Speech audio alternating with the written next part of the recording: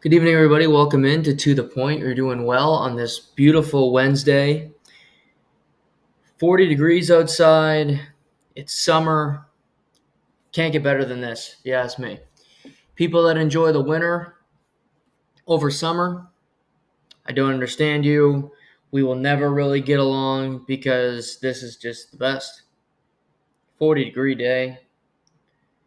And we're going to talk a lot of hockey tonight, which this time of year can be surprising. But we're going to talk some hockey. There's a game last night that was pretty darn entertaining. There was some moves the last couple days heading into free agency, which it's about 10 days away. July 1st falls on a Monday. So as we get ready for that, the draft is a week from Friday. So lots on the horizon. We also have a new NBA champion, which I'll discuss. We got a firing in the NBA. Now there's 3 teams that need head coaches, and it's almost July, which, again, quite staggering. So lots to dive into today. And let's start with that game in Sunrise last night. Game 5, Oilers-Panthers. I thought it was over the last 2 games. And the Oilers proved to everybody that they don't give up easy. They're going to fight till the bitter end. And if you do believe in momentum, game to game, the momentum has certainly swung in this series. Edmonton has won 2 in a row. Since the second period of Game 3, they've outscored the Florida Panthers 17-4. Connor McDavid has 10 points in his last 3 games. And they just look like a team that believed. They never quit. They never had okay, we're done type feel to them. Had great compete the entire series. Battled hard in Game 1 and lost. Had their worst effort in Game 2. Game 3, they were great the back half.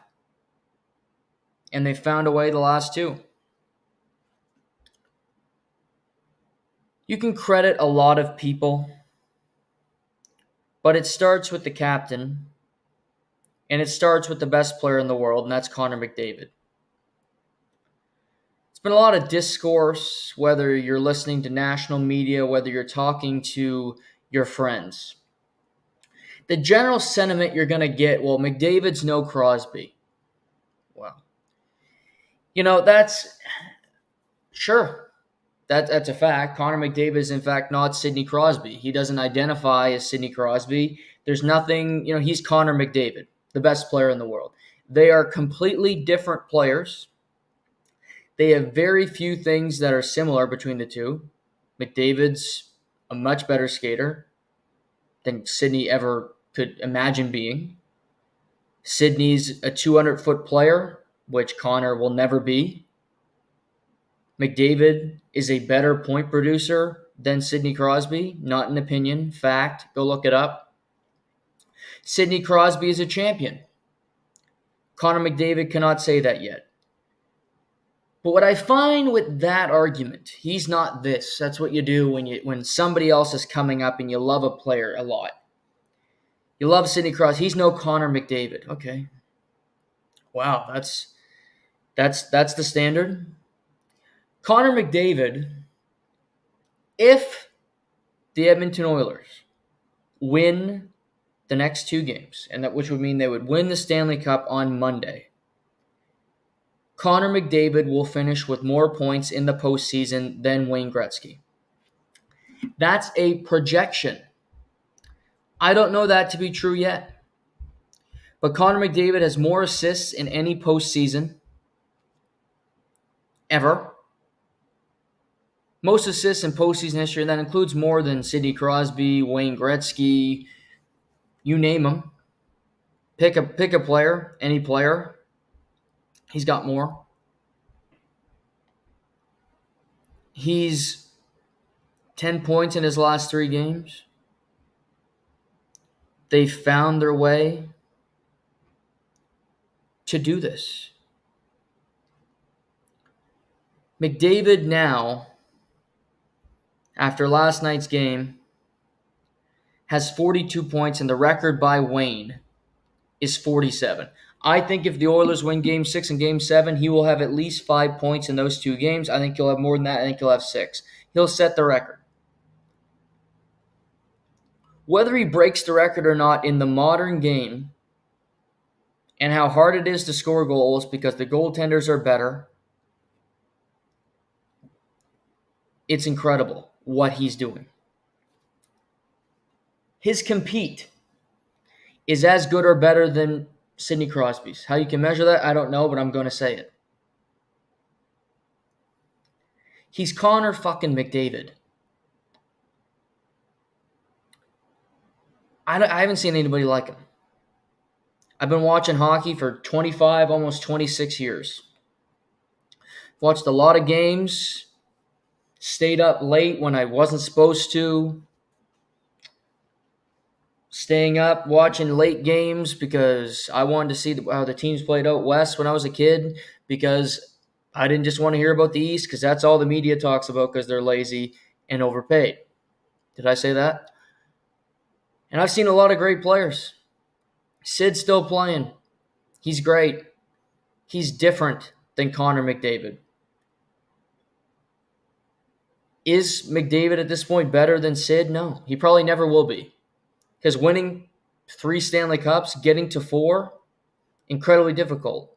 This is McDavid's first Stanley Cup appearance in 9 years being a pro. But for me, I haven't seen Bobby Orr. I didn't get to see much of Wayne Gretzky because I was 25. I didn't get to see much of Brett Hull. I saw, great players come through the game. Connor McDavid's the best player I've ever seen play. And that doesn't change if they win or lose this series, but I just want to acknowledge that.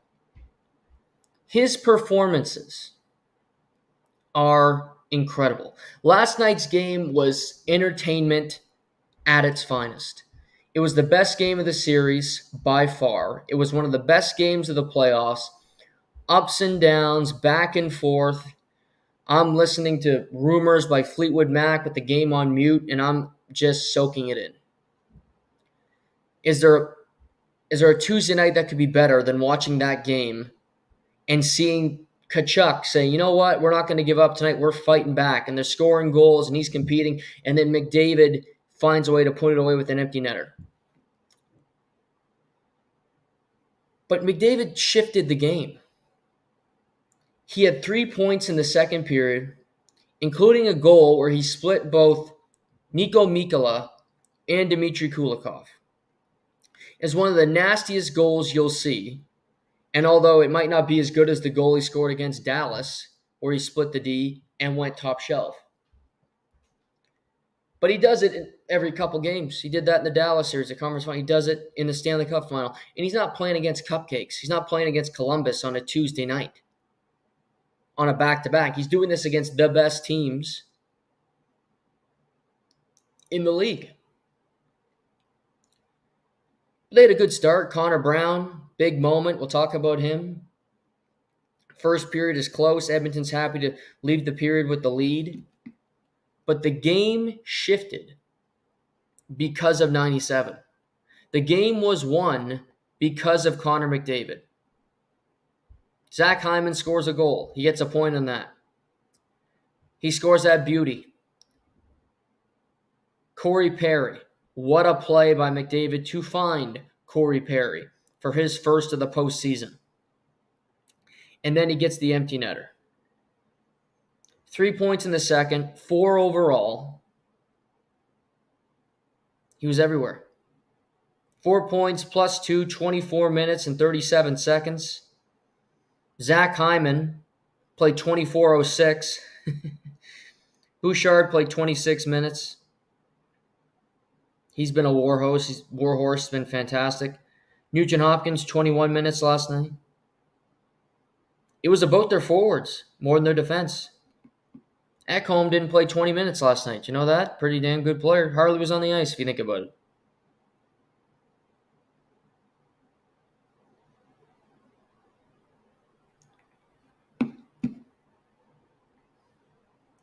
But he's McJesus.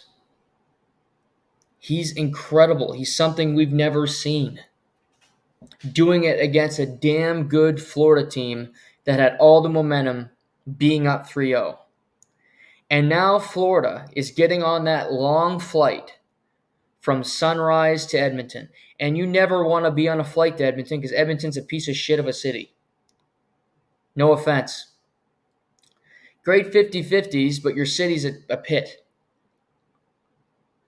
And you got to leave Sunrise, the beautiful weather, my people down there, the 305, and you got to go back to Edmonton and see heroin needles and see dirt on the street and avoid getting knifed like my boy Sawyer and somehow safely get back to your hotel and then go, uh-oh. We got to play McDavid again. We got to try to close this guy out again. And it's not just McDavid because the entire Oilers team are outplaying Florida.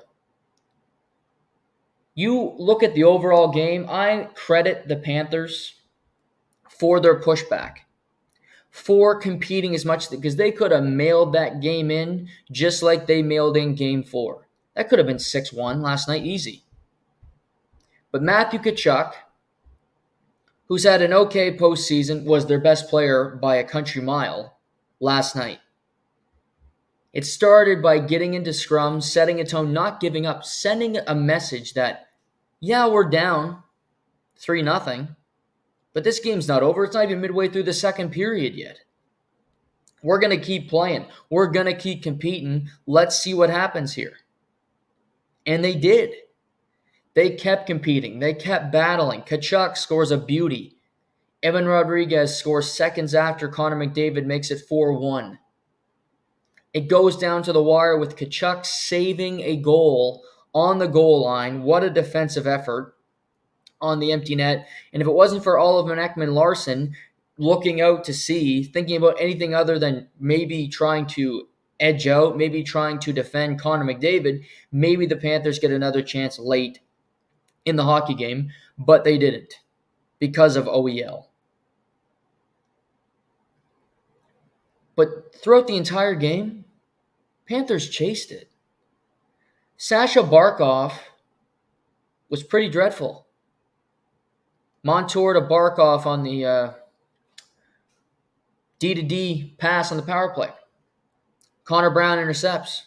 Was a bad pass by Montour, no doubt about it. But Barkov, you got a longer stick.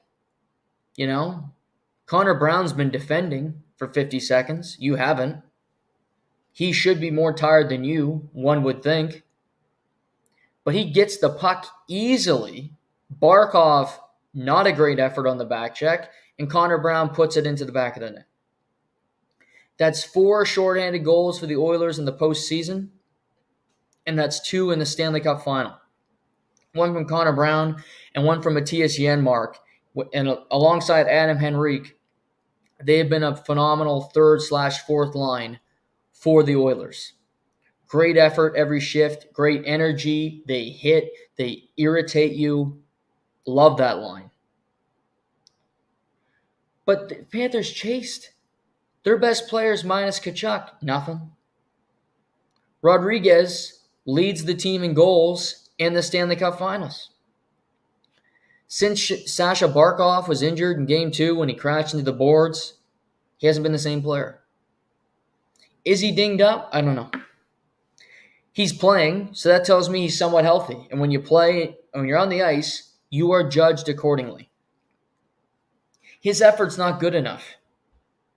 His compete on pucks, not good enough. Sergei Bobrovsky, could you make a fucking save?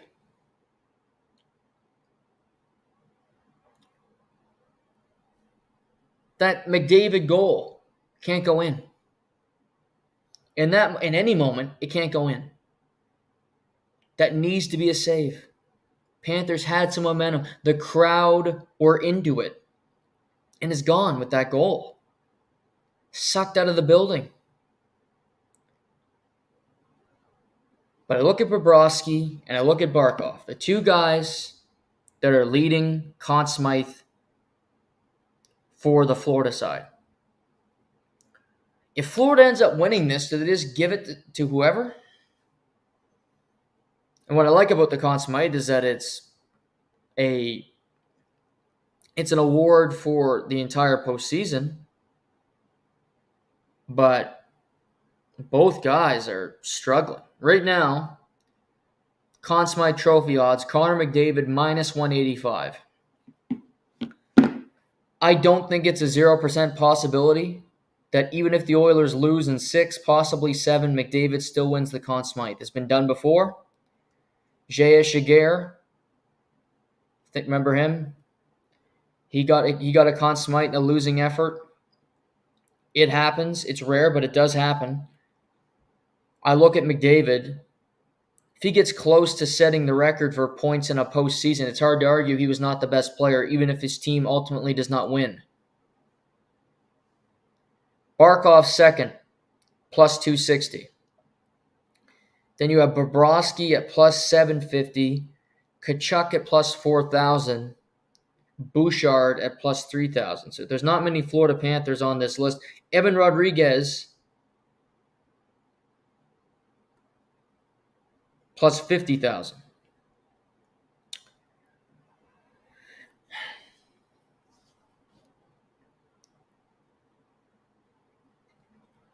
Panthers are better than the Oilers, but they're not playing like it. Oilers are starting in the first period ready to play. And the past 2 games, the Panthers have been asleep at the wheel. And they got to find their game, and sometimes it's too late like it was in Game 4. They found it last night, but it was too little too late. If you're Florida, you go, Draisaitl's not even doing anything. He's a non-factor. What's wrong with him? I don't know. Maybe he's just not playing well, long season, whatever. He's not really having an impact on this series. And yet we're still in a pickle here.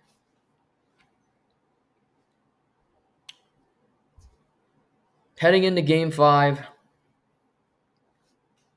you're on the road, so you're not going to get every line match that you want if you're Paul Maurice.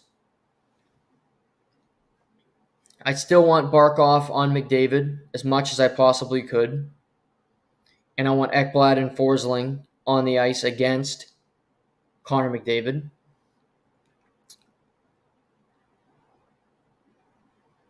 But if I'm Paul, the instinct is to change the lineup after you lose a game, which he did. Steven Lawrence came out in Game 5, and Brian Lomberg went into the lineup.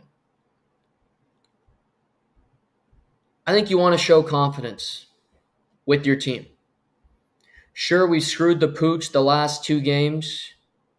We have to go back to Edmonton, which sucks. But we're still up 3-2, and we still believe we're the best team. We were better than them in the regular season. We're better than them now. We can win in Edmonton. We did in Game 3. I'm keeping Kyle Oposo in the lineup.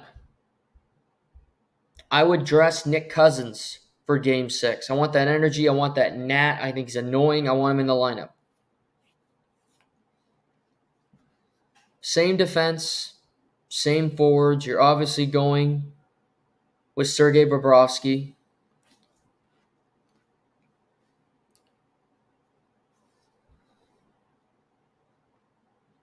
But I've shifted.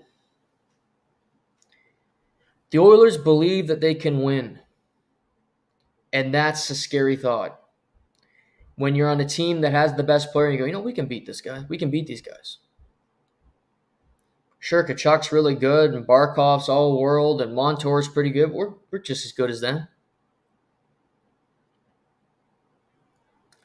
Game 5 is on Friday. My next podcast will be on Sunday, so we will recap Game 6. So Game 6 is on Friday. We will recap Game 6 on Sunday. Here's what needs to happen. If the Panthers are going to win, they need to limit the speed, to limit the time for Connor McDavid. And it can be done because Dallas did it at times. This isn't starting at 0. You need to do it for one game. You need to do it for 60 minutes.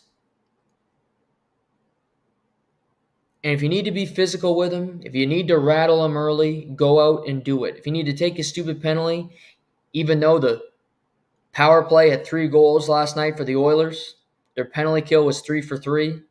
Their special teams have been on fire the entire postseason. I would risk it because it might be worth it. If Warren Fogle beats me, so be it. If Derek Ryan beats me, so be it. But it's not going to be Connor McDavid. It's not going to be their best player getting 4 points. It can't continue to happen if they're going to win the series.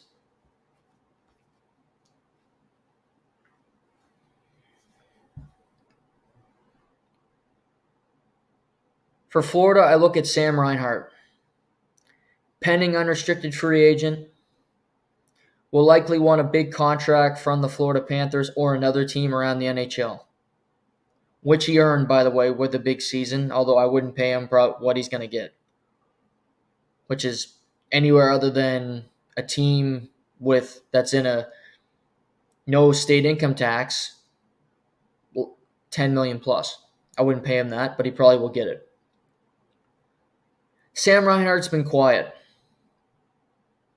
57 goals in the regular season. That's as good as it gets. That's impressive. And he's had an okay playoffs.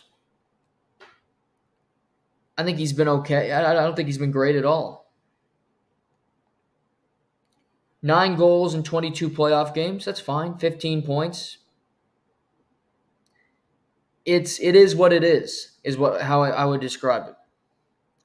Where if you compare another 50-goal scorer and Zach Hyman, who had 54, he's got 15 in the playoffs and 21 points in 23 games. And he's also a plus 11 for everybody 80 or above. Well, Sam Reinhart is even. Hyman does play with Connor McDavid, and he benefits from that. But Zach Hyman also busts his ass. Zach Hyman also earns every penny that he makes. Zach Hyman has had a phenomenal year. If you actually add it up, Zach Hyman is sitting at 69 goals for the season. If Zach Hyman scores one more goal in the Stanley Cup final, he will match Austin Matthews for the most goals the entire season because Matthews only had 1 in the first round against the Bruins. So he'll have 70 goals just like Austin did, which is pretty incredible. But I look at Sam Reinhart, for me, you got to find a way to have an impact. I think Tkachuk will come ready to play because he was ready to play in Game 5. But Sam Reinhart's a really good player. And if you look at Edmonton, their Sam Reinhart's been Evan Bouchard because he's been better than Draisaitl in the Stanley Cup final. Evan Bouchard might end up with the most points in a postseason by a defenseman. He's been that good. He had 3 assists in last night's game. 32 points in 23 playoff games. He's turned his career around because he was a guy that just couldn't play. You couldn't put him out in big situations. He had a big shot and nothing else. No toughness, no vision, no hockey IQ, no balls. He comes to play. He's playing 26 minutes a night. If you're starting a franchise and you're looking for a defenseman, Evan Bouchard is one of the first 4 names you're going to pull. Cale Makar, Quinn Hughes, Miro Heiskanen, Evan Bouchard. Who you pick first, it's up to you. But he's one of the 4 you're starting your team with. You're not starting it with Hedman. Hedman's 35 years old. You're not going to. Some of these guys have aged out. Maybe he's not even in his prime yet. His coming out party. He's made Darnell Nurse really an inconsequential factor. He's made Darnell Nurse at $9 million a second pairing defenseman.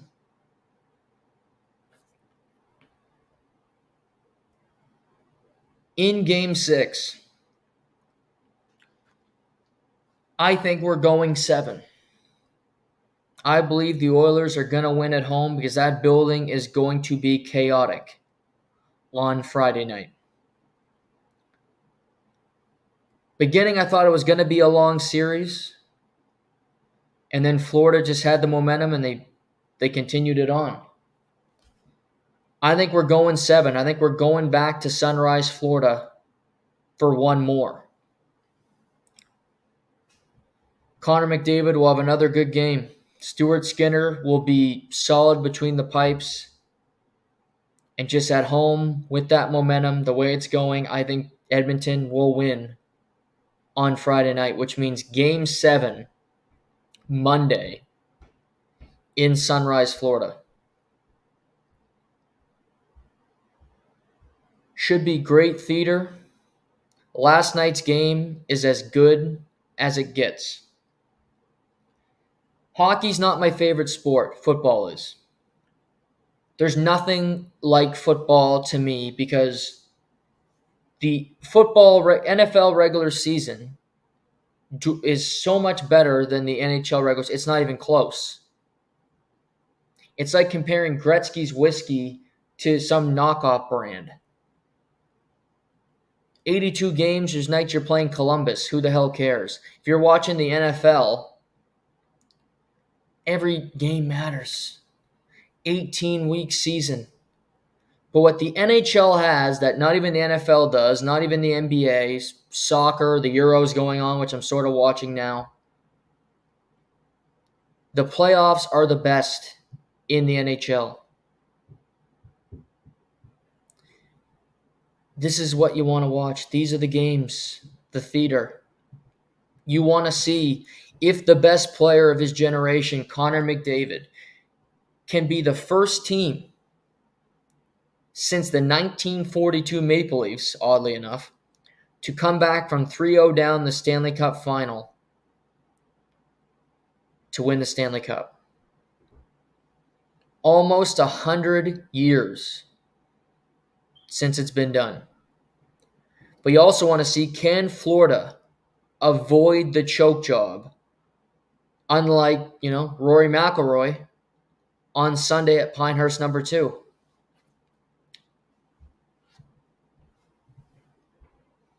Can Paul Maurice, after many years of being an excellent head coach, can he finally win his elusive Stanley Cup after getting to the final last year? Game 6 in Edmonton should be fantastic. Great theater. I got the Oilers forcing a Game 7 on Monday. And I can't wait to watch.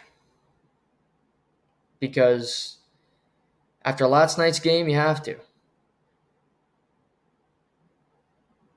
One of my best friends having an engagement party on Saturday. I'm glad the game isn't on Saturday because it was at 9 o'clock and that's when the party started. I wouldn't be going. I'd be watching the game. And he'd know that about me. But it's Friday.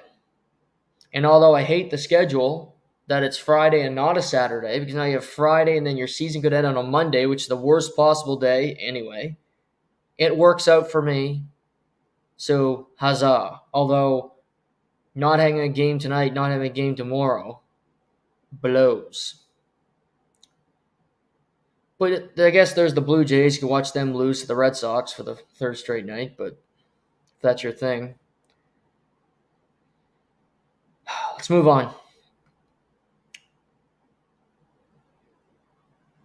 You know, let's start with this. This afternoon, blockbuster trade, that was the headline that came up on my phone. The Los Angeles Kings trade Pierre-Luc Dubois to the Washington Capitals for goaltender Darcy Kemper. Straight up deal, 1-for-1 hockey trade, no salary retained, official. This time last year, Pierre-Luc Dubois was traded via sign and trade from the Winnipeg Jets to the Los Angeles Kings. LA viewed themselves as a threat in the Pacific Division in the Western Conference as a whole. They wanted to get better up the middle, helping Anze Kopitar. They traded away younger pieces like Alex Iafallo, Gabe Vilardi, and picks to try to get better. I said at the time I liked the trade for Winnipeg. I think it was better for Winnipeg, although both teams lost in the first round in 5 games. I still like it better for Winnipeg.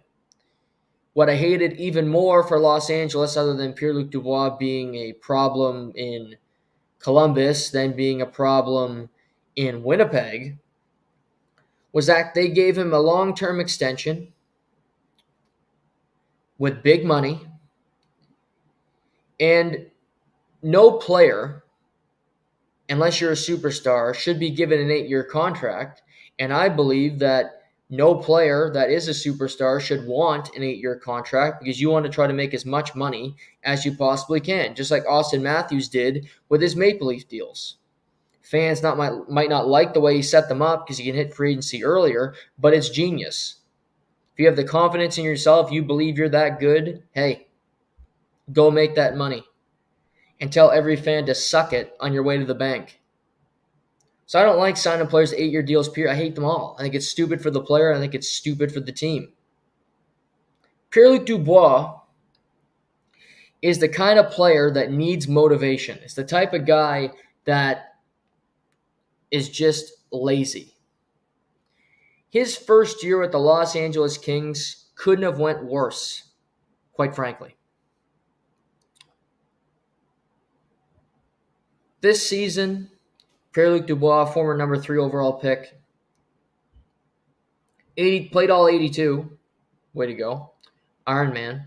16 goals, 24 assists, 40 points, 70 penalty minutes, and 1 point in 5 postseason games. So 41 points in 87 games this year for PLD. That's horrible. That's terrible. That's just not good enough. Now, he's never been a big point guy. It's 63, but you go from 63 in 73 to 40 in 82. That's straight trash, homie. When he's playing well and he wants to be a moose, when he wants to be a horse, he can be that guy. Rob Blake, when the season ended, had to answer questions about whether they're going to buy Pierre-Luc Dubois, buy him out after the first year of an 8-year contract, and he said, no, I don't envision that happening. But the Los Angeles Kings had one loophole. Pierre-Luc Dubois' I can't believe I'm saying this. Pierre-Luc Dubois' no-move contract, because you have to give them out like crack cocaine, kicks in on July 1st. It's not July 1st yet. So they can ship him anywhere without having his permission to do so. And he's now a member of the Washington Capitals. First off, Rob Blake. How about the trade for PLD? And now you have to recover from it and move him. for a player that isn't very good either. We're going to talk about the other side of this in a second. But I want to talk about Rob Blake. He hasn't been making a whole lot of moves. He's been firing coaches left, right, and center. He's built playoff teams. He's gotten his team to the playoffs 3 straight years, and they've lost to Edmonton 3 straight times in the first round. They're not close to being a Stanley Cup contender. They're an older team that got older today. They haven't had an elite goalie since Jonathan Quick. And they've kind of made it there through bootstraps and patchwork and David Riddick and just goalies that were never going to win. And Rob Blake's been the GM, the architect of these teams. So he takes no criticism. He's fine. He's never discussed. He's basically the Kyle Dubas of the Western Conference. And yet we don't hear about it because it's LA and it's not a traditional hockey market and Toronto sucks up all the energy in the room. He's just as big a failure. He's made just as stupid moves. Their team isn't good. Their team spends a lot of money to be average. Sound like anybody you know? Kopitar's great, but he's aging. Kempe's a good player. Byfield's been okay. Doughty's still a stud. Fiala, they signed him to an 8-year contract. I don't think that was worth it. Trevor Moore's a great find. Victor Arvidsson's been a bust. Jordan Spence has been a fringe NHLer. Iafallo's in Winnipeg. I mean, it's a team with a lot of holes. It's a team that has made draft picks that haven't really worked out. A team without an established goaltender. In their system currently, you have Phoenix Copley, who's 32, who's an NHL goalie. Riddick, who's 31, who's a journeyman. Darcy Kemper, who's 34. And Cam Talbot, who's 36. I don't know if they make the playoffs with those goalies next year with the team. But I wanted to bring up Rob Blake because, okay, you fired Todd McClellan. Sure. You still lost in the first round. Your team still sucks. You had to trade Dubois a year after signing him. They get Darcy Kemper. Darcy Kemper, who was benched this year in favor of Charlie Lindgren, who played actually fantastic for the Capitals and got them to the playoffs. So kudos to him. Darcy Kemper, he's a goalie that won a Stanley Cup with his 1 year with Colorado. Since then, 2 years in the nation's capital, he hasn't been very good. He's underperformed. Bad numbers. And he has a $5.25 million cap hit for the next 3 years on their books. Now, Dubois goes, and he's obviously got many other years. I like this trade way more for Washington. I'll tell you why. I don't like Dubois, but he has a much better chance of improving and becoming a better player because I've seen it than Darcy Kemper at 34 years old with injuries, inconsistencies, and everything in between. Dubois gets to be on a team with Alex Ovechkin, gets to be on a team with John Carlson.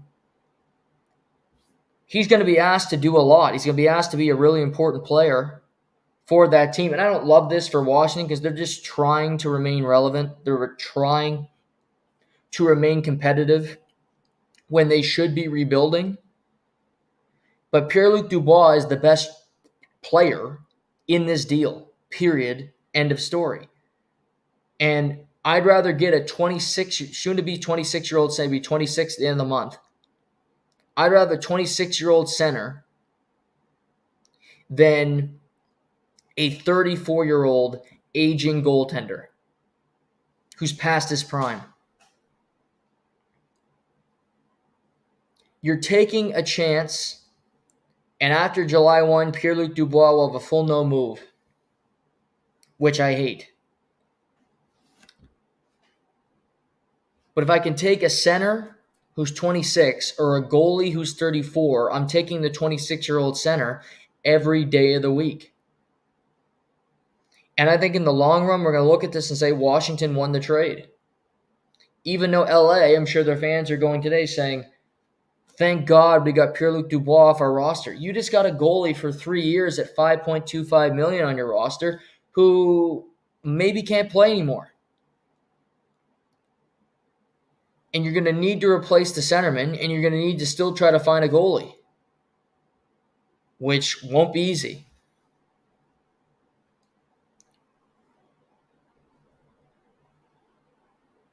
Will Pierre-Luc be motivated? I don't know, because he's already got all that money guaranteed, and it's sitting there waiting for him. Pierre-Luc Dubois kind of reminds me of Ryan Johansson, where Johansson got the big deal from Nashville, and he's kind of coasted the rest of his career. Long career, great NHLer, you could say, but he didn't live up to his potential, in my mind, at 31 years old. He's played in almost 1,000 career games, 202 goals, 376 assists, but he's never been that number one center that Columbus thought they were getting with the 4th overall pick. I mean, Ryan Johansson has not scored 30 goals since 2013-2014. It's been a decade. 21-22, he scored 26 for the Nashville Predators. That was his best. Pierre-Luc Dubois, similar. So I don't think this is a blockbuster. It's something I didn't see coming. A hockey trade where both teams are moving out bad contracts to another team. And it's straight up. There's no salary retention, no nothing. I credit both GMs for getting it done. But I think Brian McClellan and the Washington Capitals got the better end of this deal. Just watch him have a really good season next year, Pierre-Luc Dubois, for whatever reason. On a worse team with less talent, he shouldn't be as productive, but he will be. For whatever, he'll come out motivated, ready to play. Maybe he'll come out motivated, ready to play because he hates the fact that he's playing in Washington. He's not in sunny LA anymore. Envision, he's got to be pissed because he saw his life in LA. Sunshine, he can't get to Montreal, but let's go to LA. It's my next favorite choice. He was in Winnipeg, freezing his ass off, wanting to get the hell out of there. Don't blame him. I get it. Ends up in LA. But before he thinks he's safe, thinks you're locked in, all of a sudden, you're a member of the Washington Capitals. All of a sudden, you're teammates with Alex Ovechkin. And he's chasing Wayne Gretzky for the most all-time goals. So this team isn't dead. They were a playoff team last year. I think the worst playoff team ever, but they were a playoff team. But I didn't see that coming. Another move today. A move that's been months in the making. A move that should have been made at the trade deadline. And if it was made at the trade deadline, the New Jersey Devils likely would have been a playoff team this year over crap teams like the Washington Capitals. The Calgary Flames traded Jacob Markstrom this morning to the New Jersey Devils for defenseman Kevin Ball and a 2025 first-round pick that is top 10 protected. Which means it's a top 10 pick. They have a horrible season. They're picking high. For whatever reason, New Jersey, Calgary is going to get that pick. And it could be a great move for them. First off, I thought Calgary would get more as a return. They kept 30% of Markstrom's salary. They got a first-round pick, yes, and they got a defenseman, Kevin Ball. That's a former first-round pick. And he's big. He has some NHL experience. He'll be 24 on June 27th. 148 NHL games up to this point.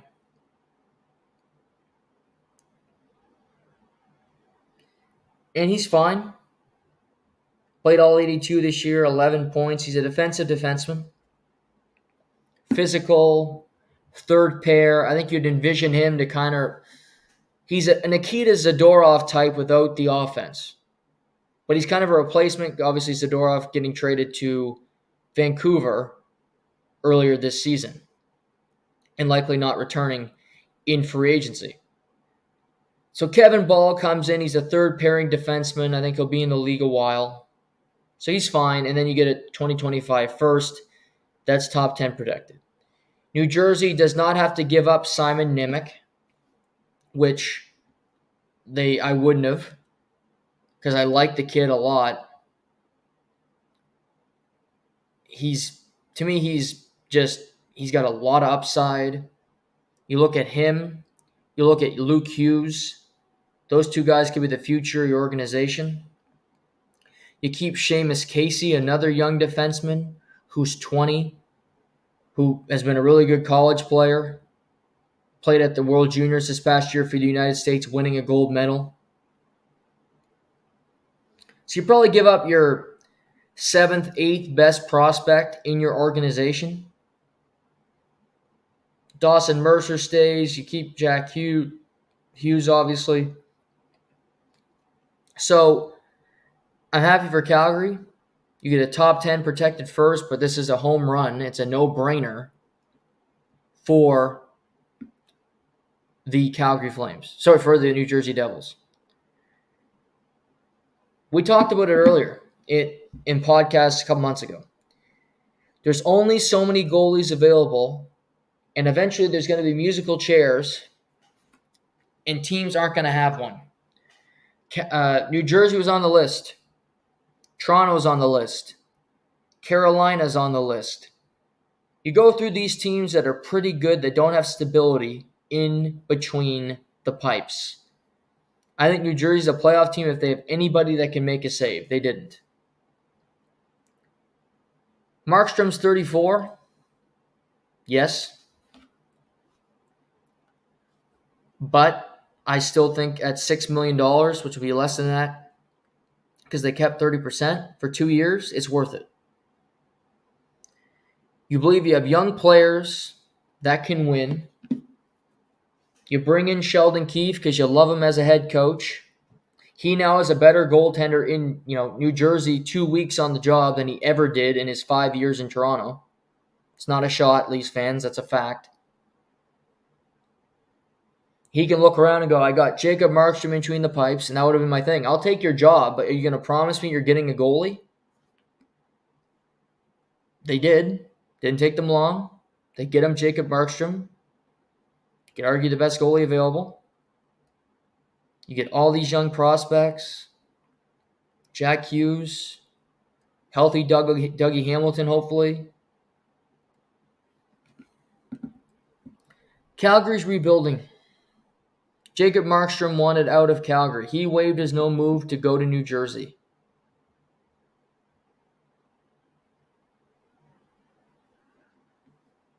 And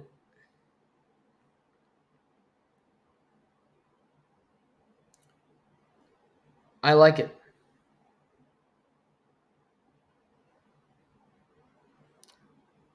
It made too much sense before. And now it's finally done. It makes them a contender.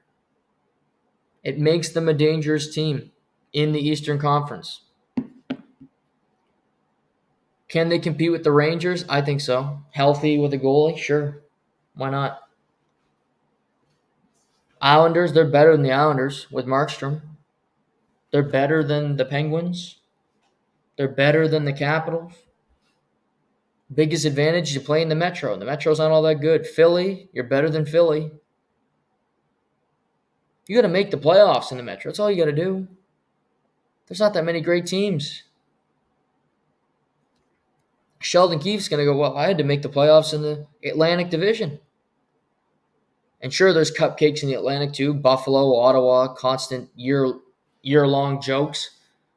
But Boston's a perennial playoff team, and Tampa's went to 3 straight Cup finals, and Florida's been to 2 straight Cup finals. Holy shit, I've had to do a lot just to get to the playoffs. And yeah, we lose every year, but it's a grind. It'll be difficult because every regular season, it's 82 games, and it's long, and you got to get through it. But New Jersey is threatening. I love their prospect pool. Jack Hughes is one of the great young players in the game, any team, anywhere.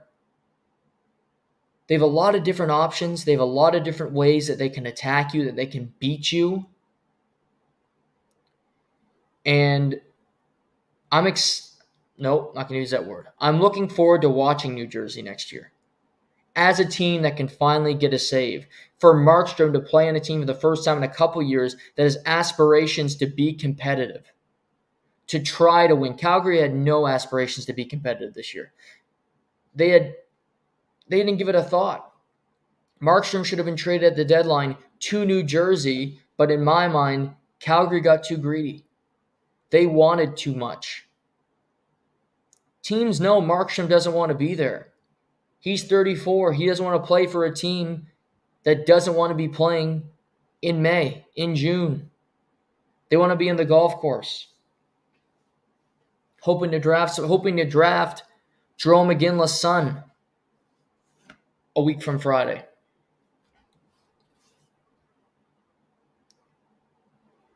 But great move.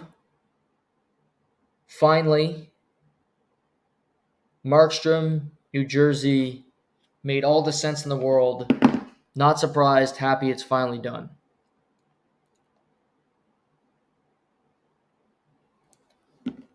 Also, we talked Monday, Barclay Goodrow was put on waivers by the New York Rangers after scoring 6 goals in the postseason this year after being a multiple-time Stanley Cup champion with the Florida Panthers.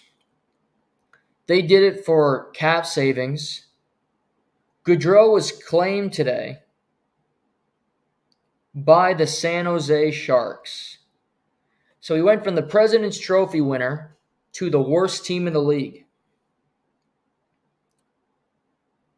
General Manager Mike Grier had been seeking to add veterans at forward to help ease the transition to the NHL for the projected number 1 overall pick in this year's draft, Macklin Celebrini, and Will Smith, who was picked 4th overall last year and recently signed an entry-level contract with San Jose.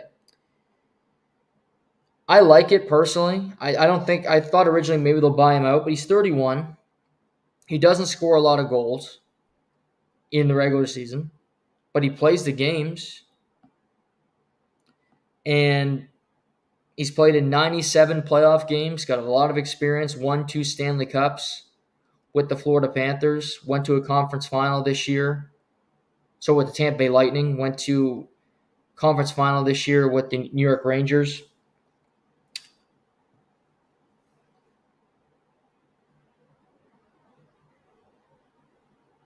So he's played in San Jose, so he's back to old stomping grounds. Makes sense for them. They need help. They need some veterans to kind of complement their team. He adds that. So good on Mike Grier. It also helps him get to the cap floor, by the way. Let's see, anything else today that came up? Sounds like Slavin's extension is going to be 8 years, $6.5 million. That's not confirmed yet, but that's been reported by multiple outlets. Marty Neckash, his name's been brought up in trades from Carolina, which we knew it would. Nothing done yet, but he's becoming more popular by the day. And as I mentioned, the NHL draft is a week from Friday. And Craig Button released his final mock today. And I'm fascinated by this draft. I can't wait to watch it. There's a lot of players that are interesting to me. We already know Macklin Celebrini is going to San Jose. Mike Greer confirmed it yesterday when he shouldn't have, but he did. Looks like the left winger Ivan Demidov from St. Petersburg in the KHL will go number 2. Incredibly entertaining. After that, it's kind of wide open. You've heard good things about Zane Pekeresh, who played for Saginaw. He's a defenseman. You heard good things about Sam Dickinson, including from me, who played for the London Knights this year and got all the way to the Memorial Cup, losing to Saginaw in the final. But in Craig's list, we got some shakeups. For the first time in his projections, he has Taja Ginla with the 3rd overall selection from the Kelowna Rockets. 6 foot, $191, 84 points in 64 games this year. He also had 7 points in 5 games. They got to the second round of the playoffs. He did with Kelowna. I've seen him play quite a bit this year. He plays like his dad. He's not afraid to mix it up. He does. I think he skates a little better than Jerome. A lot of talent, not afraid, smart, good shot. He's good. Then Craig has Zia Bium going from Denver of the NCAA. Over a point per game player as a defenseman in NCAA this year. Kid can play. But then there's Cole Iserman, who is projected number 2 when the season started. Dropped all the way as low as 17, but is back up to 5 on Craig Button's big board. 5'11 and 3/4, $197, 89 points in 57 games for the United States National Development Program this past year. The kid had 58 goals in 57 games. Great shot, great vision, hockey sense. I think there's a lot of guys that you could say we should take. The top 10, I think, are all going to be players. 6, Consta Helenius from Ukrit. Like him. He's going to be more of a two-way, kind of like Sasha Barkov. 5'11", not as big as Sasha, but smart, good skater, good IQ. I like him. He's 6th. Pekeresh 7. Artem Levshanov from Michigan State. He's going 8th from Craig Button. Caden Lindstrom from Medicine Hat, 6'3" center. They don't grow on trees. Sam Dickinson falling to 10 over a point per game this year in the Ontario Hockey League. Those top 10 players, I think, are going to go in the top 10. It's just where do they go? If you're a team that needs a defenseman, are you going to take one, reach for one? You're going to pick the best player, I think, in the first round. And in general, you always should pick the best player. I don't think teams do, but that's the way I would approach it. San Jose would pick 1. They're going Macklin Celebrini. Number 2, Chicago. Interesting, because they took Bedard number 1 last year. You have Seth Jones on the back end. You have some younger defensemen that I think are pretty good, like Alex Vlasic, who will be sticking around. So do you go, hey, we need to go grab another forward to help out Connor, which I personally don't think is crazy. So you might go, okay, Demidov, left winger, makes sense. We're taking him. Anaheim at number 3. A lot of forwards up front. They've depleted their defense in past years, although they do have guys like Zellweger, like Noah Warren, my boy in the system, who they hope can produce. So again, at 3, if you're in Anaheim, you're picking the best player. I think for me, Yzerman's the kid that has the most upside. Somebody's going to get him lower than they should get him. He should go in the top 3. He might go outside. If I was Anaheim and he's there, I'm taking him. An American player, pair him with Cutter Gauthier, with Mason McTavish. You're all of a sudden rounding out a roster full of young talent that could be the future of your organization. 4, you have Columbus. Who the hell knows with Columbus? They major in stupidity, so it could be anything. They could take, somebody completely off the board. Iginla, to me, would still be there. He'd be an option. Do you want a defenseman? Do you want a Zebium? Do you want a St. Pekaresh? Do you want a Sam Dickinson? They have Werenski, but you could also you got Juracek, who's an NHLer now. No guarantee they take it. Montreal. They'd love for Yzerman to be there, because it'd be a no-brainer for me to take him. I don't think they're going to take Elenius, because they're not going to do what they did with Kotkaniemi. Again, defenseman available. Caden Lindstrom, big center from Medicine Hat. So this is just some of the decisions. Utah at 6, the first pick in franchise history. Ottawa, 7, Seattle, Calgary at 9. I don't think that Iginla's son will be there for them, although that would be a cool story. Then you have New Jersey at 10. A good team that will get a top 10 prospect unless they trade out of it. So a lot of really good players. You also have guys later in the first round like Michael Brandsegg Nygaard from Norway that I think will be a good NHLer. Adam Juracek, brother of David Juracek. Cole Baudin from Barrie, good player. I think you'll find value. Spencer Gill from Rimouski, good season, 6'3", a big defenseman who still needs to find his body a little, kind of grow into his body, but the kid can play. So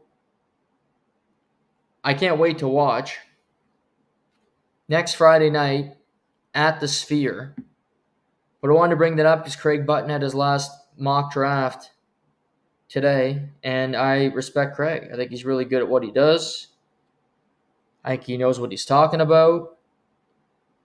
And yeah, good stuff. Also, you're also hearing Gaudreau got traded, so it doesn't sound like he's going to be bought out by the Rangers. I don't think Jacob Trouba will be bought out by the Rangers, but you never know. You never know. It's the pro sports, cutthroat. He's their captain, but I think the Leafs should buy out Tavares. They won't, but again. Jeff Skinner, rumor mill, could be bought out in Buffalo. For the buyout window, it is 2 days after the Stanley Cup has been presented. So it could be Sunday, could be next Wednesday for the buyout window, but if the Stanley Cup final goes 7, like I think it will, you're going to have the cup handed out Monday night. Then a parade of some sort on Wednesday or Thursday, presumably in either Sunrise or in Edmonton. And then Friday night and Saturday, all day, at the Sphere, the NHL draft. And then on Monday, free agent frenzy. Way too close together. You kind of want to let it breathe a little. You kind of want people to anticipate free agency and let it get there. But hey, I don't run a sports league. I'm just some guy with a computer looking at you, talking about God knows what, but hey. Also, the Vancouver Canucks signed Filip Hronek to an 8-year, $7.35 million extension. Hronek was phenomenal for Vancouver this year, the perfect Robin to Quinn Hughes' Batman. I don't like 8 years. I don't. For a guy that's not a superstar. But he probably felt, I'm going to take 8 years. I could have got more than $7.35 million on the open market, which is probably true. So you do it. Are you probably going to regret it down the line? Yes. But you want to win now. You got to the second round this year. You really like Rick Tocchet. And I like Hronek. That trade kind of changed the outlook of their team. It happened the tail end 2 seasons ago at the trade deadline. You go, why is Vancouver adding when they were nowhere close to making the playoffs? But he came in, started with the team that year, found out what it was like playing for Rick Tocchet. Next season comes along, he was paired with Quinn Hughes the entire season. Both guys were phenomenal. Quinn Hughes will likely win the Norris Trophy next Wednesday at the award show. I think that's in Vegas, wherever the hell it is. Who cares? But I don't like 8 years. But I like Filip Hronek, and I want him on my team. And if I'm Vancouver, I want to remain competitive, and he keeps me competitive. So it's a catch-22, no matter how you look at it.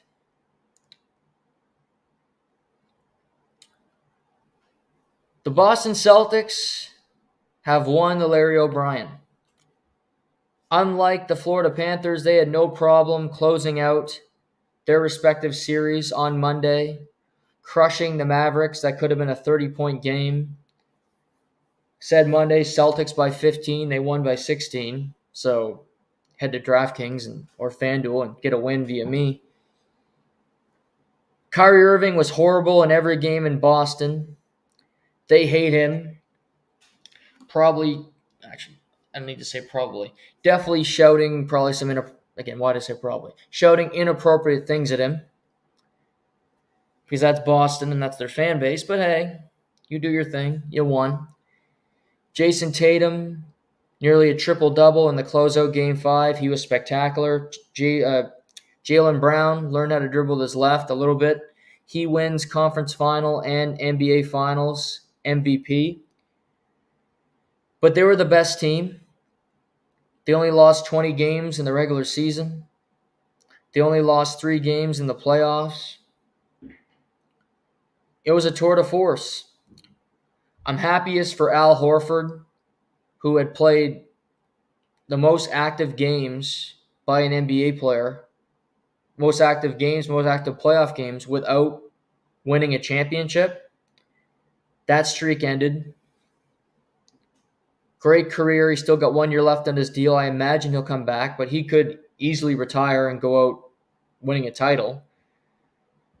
But the Celtics will be favorites again next year because Tatum's going to sign a big extension this offseason. Jaylen Brown signed up for another 4 years. Derek White, I think, signed up for another 3, possibly another year with Al Horford. Drew Holiday signed up for another 3 years. Pritchard's got a couple years left on his deal. Their bench has never been their strong suit, but they have the best starting 5 in the NBA. And you look at it, I think Denver had the best starting 5 2 years ago. They won. Boston had the best starting 5 this year. They win. Does Boston have 2 superstars? I don't think so. I think they have 2 really good players. I don't think either guy you can say is a superstar. Neither of them is a Nikola Jokic. Neither of them is LeBron. I think you throwing guys into that category is just stupidity. They're not Kobe Bryant. They're not Michael Jordan, but they're good players. That happens. Detroit Pistons won titles. The bad boy Pistons won. It happens. There's teams, is Dirk Nowitzki a superstar? I think he is. I think he's better than any player on this Boston Celtics team. But if you want to tell me Dirk wasn't a superstar and he had a really good team around him, okay, that's fine. I can understand that. Tatum's a really good, he's probably a top 15 player in the league. But it doesn't take anything away from him that he won without him being a superstar. Because he played on a team that was so well constructed. Credit to Brad Stevens. And they had very little weaknesses. And it made the NBA postseason incredibly dull and boring. Unless you're a fan of the Celtics, you didn't enjoy that product. It was crap, quite frankly.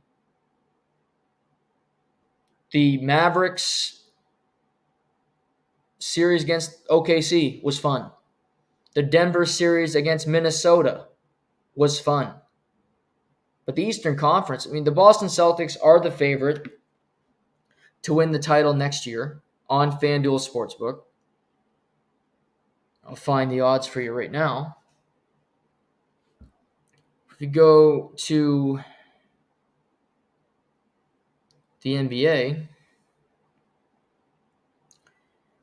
Boston Celtics plus 300 to win the title next year, followed by Denver at plus 750, Minnesota at plus 850, Dallas at plus 900, Milwaukee. No team in the East that's currently constructed are threatening to the Celtics. The Milwaukee Bucks have Giannis, but he's injury concern with an aging Middleton, an aging Brook Lopez, a shitty bench, and one of the worst coaches in the NBA in Doc Rivers.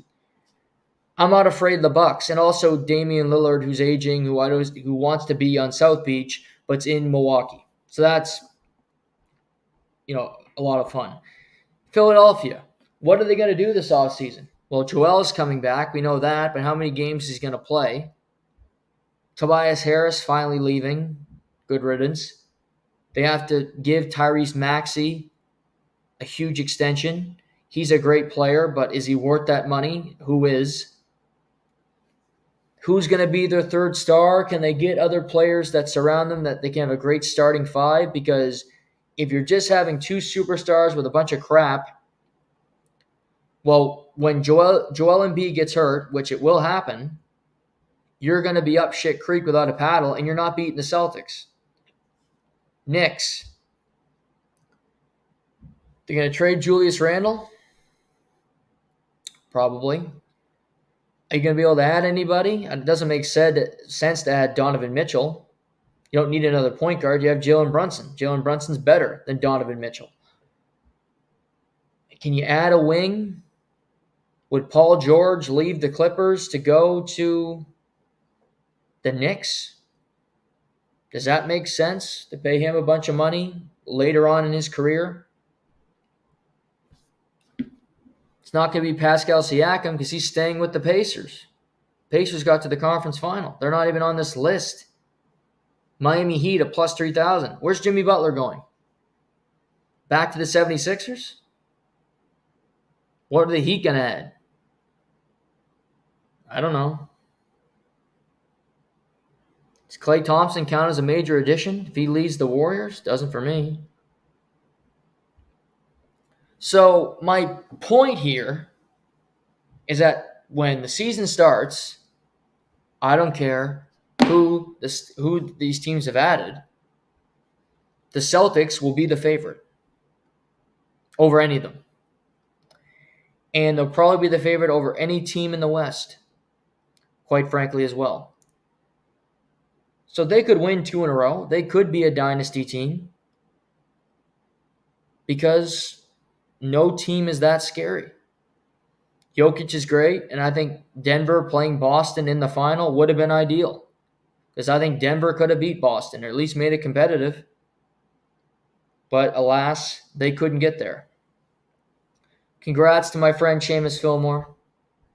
He loves the Celtics, which is odd because he loves the Celtics but then loves the Maple Leafs. So I guess he has to root for a team that actually wins something while losing for a team that never wins anything. I shouldn't have said that, but I did. But congrats to the Celtics. Mentioned Pascal Siakam. When July 6th, when you can start signing contracts, he's going to sign a 4. Just going to get this just to make sure. This is the new NBA. This is how crazy the NBA is. So on July 6th, Pascal Siakam is going to sign a 4-year, $189.5 million max contract to stay with the Pacers. He's 30 years old. He is a champion. He's won Most Improved Player. But I'm not sure Pascal can be the number 2 on a championship team. I'm pretty sure he can't be, because Kyle Lowry was the second best player on the Raptors, and that was 5 years ago. But to me, seeing a player like him making that much money, $47 million a year, is just crazy. He's not worth it. But when you're a team like Indiana, you love Halliburton. You got to try to be competitive. Stars aren't going to go to Indiana. So you keep Siakam. You got him at the deadline. He was a good player for you. You got to the conference final. He's obviously going to stay because you can only sign a max contract with the team that has your rights at the time. He wanted to sign a max with the Raptors. They didn't want to give it to him. Good job. And now Indiana gives it to him. It's crazy money. Players like this are going to get it. I mean, Jaylen Brown, at least he wins Finals MVP. He makes $60 million at the tail end of his deal. He's not worth that. He's not a top 10 player in the league, Jaylen Brown. He can't dribble with his left. He makes that much money. But hey, if a team's going to give it to you, hey, sign the check, Pascal Siakam. Don't leave the building without signing that check, because that's highway robbery. Will the Pacers even make the playoffs next year? I'm not so certain. But hey, good luck. Also this morning, no, the Lakers haven't hired a coach yet, which I thought would be done. The Cavs haven't hired a coach yet, which you assume would be done. But the Detroit Pistons, who haven't played a meaningful game since tip-off, fired their head coach, Monty Williams, this morning. Monty Williams, who got to an NBA Finals with the Suns. Monty Williams, who signed a 6-year, $78 million deal with the Pistons last year. He has $65 million remaining on his deal, 5 years left. They owe him every penny.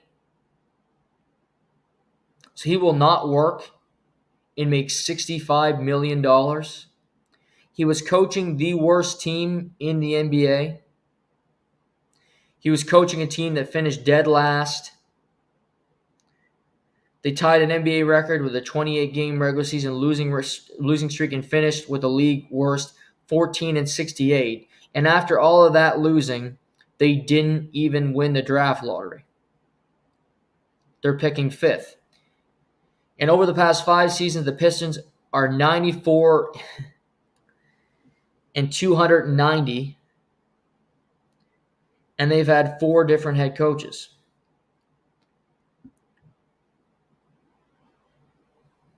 I wouldn't want to coach the Pistons. I think he took the job because it was a lot of money. And it's an NBA job. And Detroit used to be a great basketball city. Used to be a really good sports city. I don't know if it really is anymore.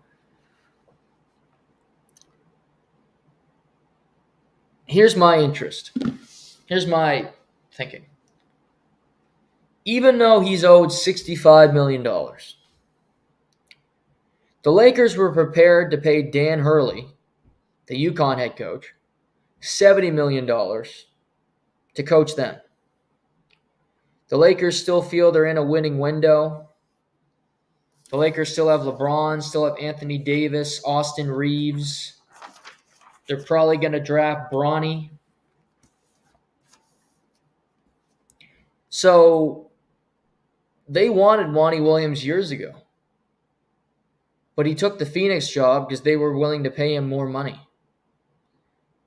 Would he go back to the Lakers? Would they want him after being fired by the Pistons? Would they absorb that contract? Monty Williams has coached a team to the NBA Finals. JJ Redick has coached 12-year-olds. He's really good on the desk for the mothership. He might be a great coach. I don't know. Steve Kerr went from the booth to coaching, but Steve Kerr got to coach Steph Curry. And he got to coach Clay. And he got to coach a team that was all young and ready to go. LeBron's 40. Anthony Davis is unreliable, despite the fact that he was great this past year. Austin Reeves, I think after getting a big contract, sucked this year. Their bench, nothing to brag about. Cheap ownership. I don't think it's a great job. I've said this. I think the Cleveland Cavaliers are a better job than the Los Angeles Lakers. The only thing the Lakers have better is the location, obviously. But would the Lakers call Monty Williams and go, hey, do you want to come coach us now? We want you. Come coach. Be our guy. You have experience. It was awful in Detroit, we know. We have higher aspirations here. We want a big summer. Maybe Paul George is going to defect from the Clippers and come to the Lakers. And we got AD, Paul George, LeBron all together. It's going to be awesome. Probably won't happen, but I wouldn't rule it out. They've taken this long to hire a coach. Who cares if it takes another couple days? So now Detroit, Lakers, Cavs, all searching for new coaches, and the NBA draft is a week from today. Staggering. And why Detroit fired him today of all days? Crazy. But Monty Williams is a genius for getting all that money. Good for him. This is also good news for me. Jeff Van Gundy has agreed on a deal to become the lead assistant coach on Tyronn Lue's LA Clippers coaching staff. He was an analyst for ESPN, aka the mothership, for 16 years. Was fired for no damn good reason for being really good on TV, in my opinion. Took a job with the Celtics this year as an advisor. They just won a title. He will get a ring. He obviously coached the Knicks. He has a 242-172 record, 37-32 playoff record. Included a trip to the 1999 NBA Finals with New York. I think he's a good coach. I think he should have gotten a coaching opportunity well before this. He's 62, but seems to still love it, still has a passion for it. That family, they've always, Stan got to an NBA Finals with the Magic back in the day. Happy for Jeff to be back in the basketball scene, to be top of mind. I wish he was still doing games on TV because I think it was great. And he called out the bullshit. He called out officials. He called out the league, the load management stuff, the stuff that fans want to hear, not just kiss-ass type stuff. The NBA, quite frankly, I saw their ratings were down. I'm not surprised. Their product wasn't that good. Their product in the regular season isn't that good. So when your product in the regular season with load management sucks, and then you go to the playoffs and your playoffs suck, that's not good. Hockey's are up. Ratings are killing right now. They're crushing. People are watching. Golf, ratings up. NBA's going down. They're one of the few sports where ratings are going down, but money's going up because of TV revenue. Will that be a mistake? I don't know. We'll see in the future. This weekend, we got the Travelers Championship in Connecticut with Keegan Bradley looking to defend on home soil. Scotty Scheffler is the favorite going into the event at plus 360. I don't think he'll win it. Wouldn't be surprised if he doesn't get a top 10 finish. I think he's tired. Look, Xander Schauffele, Colin Morikawa, Tony Finau. My pick to win after being horrible at the U.S. Open is Victor Hovland. You can get him at plus 1,800 at FanDuel Sportsbook. UFC Saudi Arabia. First time the UFC is going to Saudi Arabia this upcoming Saturday. Robert Whittaker, Ikram Aliskerov. Huge opportunity for Ikram, really good fighter. Bobby Knuckles is a legend, former middleweight champion of the world. I do think he'll get the victory. Pavlovich, Alexander Volkov in the co-main. I like Pavlovich to win via knockout. Kelvin Gastelum versus Daniel Rodriguez. I like Gastelum to win via knockout. Johnny Walker, Volkan Ozdemir, minus 113, minus 113. Even odds, split down the middle. Give me some Johnny Walker.